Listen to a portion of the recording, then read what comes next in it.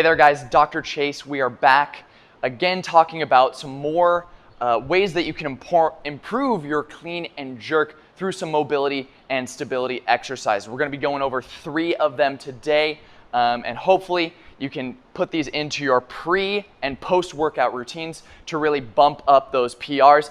And if not a PR, maybe it just feels better, right? That's what we're aiming to build and improve upon today. So go ahead and check out these 3 exercises and let us know how it goes.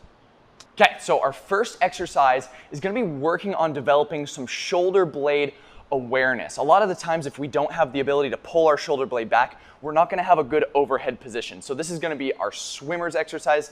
It's called a bunch of different names, so I go by swimmers. There are other names out there in the exercise universe, but the idea is the same with all of them. I'm going to go face down, laying flat on the ground. From here, the idea is that I'm pulling my shoulder blades back together like I was trying to pinch my spine with my shoulder blades. So I pinch back, but I'm also going to pull my shoulder blades down like I was trying to put them in my back pockets. Now, another important piece with this little bit of setup, I'm not using my upper back to lift myself up. I'm just squeezing my shoulder blades. From here, the motion that is the swimmer is going to be lifting our arms up. We're going to reach up overhead and reach down below us. You can get internal rotation, actually clap behind your butt if you have the mobility, but if not, it's okay to just bring your arms right back down to your legs. But from here, again, still really focusing on that shoulder blade retraction, we're just going to work on the strength of holding that back and up. Now, maybe arms straight is a little bit too much, so maybe I go with arms short as I keep strong through those shoulder blades and just work back and forth. I can do them together in unison. I can also do them opposite, right? Just like how a swimmer is going to alternate their shoulders, you should be focusing primarily on those shoulder blades retracting back, pinching the spine, and down, pulling the shoulder blades down towards your hip pockets. I love to hit this exercise before my overhead activities, right? Like the clean and jerk. And we're looking for more quality over quantity. As long as you can get to the point where you can really feel your shoulder blades activating, that's where I usually call it good.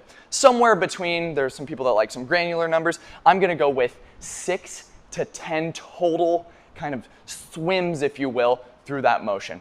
Go ahead and play around with that, and we'll see you in the next one. Working through the split lunge position can be very important, especially with our split jerks, and really any motion, running, anything that I have to operate with my leg back and behind me. So what we're going to do is we're going to do an elevated split lunge, okay? So it doesn't matter which leg, we're going to do both of them. I'm going to get my foot fully planted on the box. A lot of people like to do a half foot on there to really make sure that we're hitting the front and the back hip. I really want to make sure that I have a nice solid foundation with that front foot. Back foot, you're going to play around with the distance depending on how mobile you are. But the most important key pieces of this mobility drill are going to be how does my pelvis feel and how strong are my feet on the ground. The more stable both of these pieces are, the more you're going to get into those hip capsules and really get the maximum that you can out of this mobilization. So from here, what I want to do is I want to think about keeping my spine nice and perpendicular to the ground, right? Nice posture, if you will. And I'm going to start to sink myself down. Now, you may notice that my back heel is kind of lifting up. That's totally fine, right?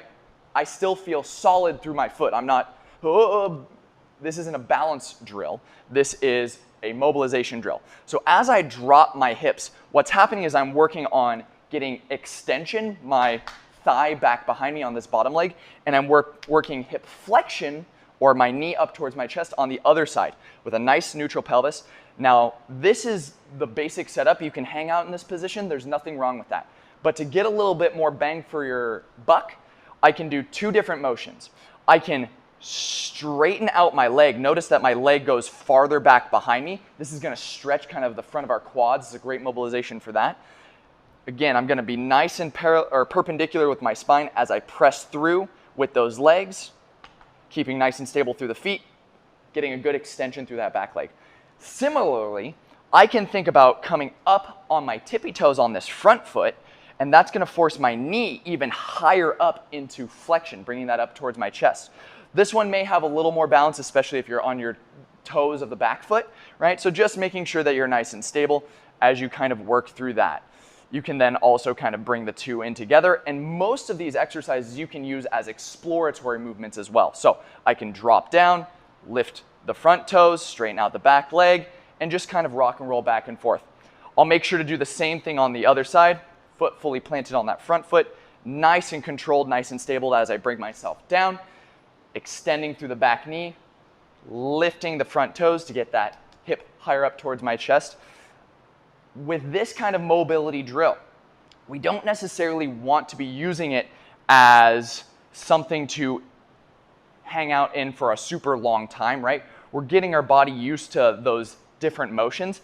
What I absolutely want to do is I want to then use my body and get into those positions, that split jerk, after mobilizing with this drill. Even if it's relatively lightweight, an empty barbell, a PVC pipe, all of those pieces, after you gain the mobility, the ability to move into that space, we got to use it to solidify it in our brain. So, minute or two, just working in those pieces on each leg is going to be a great way to stimulate your brain to be thinking about how to hit that split jerk. Go ahead and play around with that one. We'll see you in the next video. Adding on to the lunge that we just performed with that box, that elevated split lunge, what we can do is then, with now some new mobility in the hips, we can really solidify our brain's ability to become really tight through the core, stabilizing that low back and pelvis so that my legs in the split position for the clean and jerk, the jerk if you will, to be really solid and be able to inherit that weight with more degrees of freedom so I can make the lift. Okay, so this is our glute core lunge. Coming down, the most important pieces of this are the setup, right? Just like our Olympic lifts, if I set up in a bad position, my lift's gonna be bad. So I wanna set myself up nice and solid here. So making sure my front toes are pointed directly forward, and I wanna have a little bit of internal rotation. So my back foot is actually gonna go out a little bit. Just like when you drop into the jerk, you don't have your back foot pointed out, you have it turned just neutral or a hair in. So I'm prioritizing that with my leg here. Now, what I want to do is I also want to make sure that I have a nice neutral pelvis. Most people are tucked forward, so what I like to think of is think of your tailbone getting pulled up and under like a dog tucking its tail between its legs. And from here, you may already feel a little bit of tightness in the quad. That's a good sign that, hey, you got some tight quads. Better work on that with something like a couch stretch or that glute core lunge that we talked about just a little bit earlier. But from here, after I pull my pelvis up and under, I'm gonna get really tight through the lower core, like I was trying to pull the bony parts of the front of my hip, my ASISs, if you will, up towards my ribs, as well as contracting my pelvic floor like you're trying to hold in a poo, okay? So with all of those things started, I'm gonna curl my toes up and under. Keeping stable through here, I'm going to rise up, really squeezing tight through that back glute, really stabilizing in the front foot, big toe, little toe, heel, nice and stable through there. This should feel relatively active, right? It should feel like a very active position with you squeezing all of these pieces. Once we reach the top, all we're gonna do is come right back down, keeping all of that same tightness, all of that same squeeze. So what I'm doing here is I'm building the brain's ability to hold that stability and that tightness through this entire range of motion. You may feel muscles that are a little more activated than others. This is when we can stop and go, okay, can I then move my body? Whether I'm wiggling the back knee or pausing and wiggling the front knee, can I stay stable in all that? Because we all know no lift is perfect, right?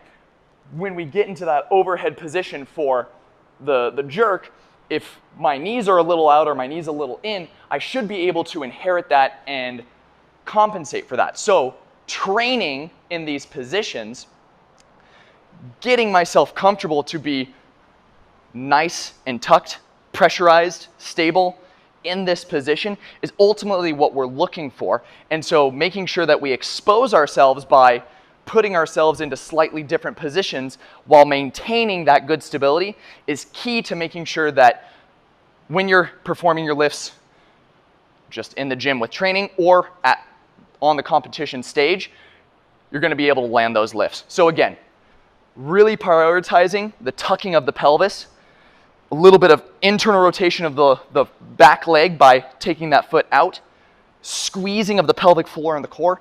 As I rise up, a big squeeze in that back glute, nice and stable with that front foot, going through that entire motion, playing around with some degrees of freedom.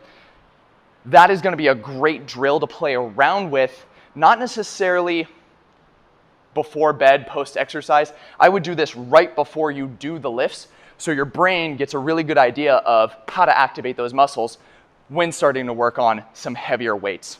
That's going to be the last one for today. Go ahead and play around with those. Let us know how they go. We'll see you in the next video.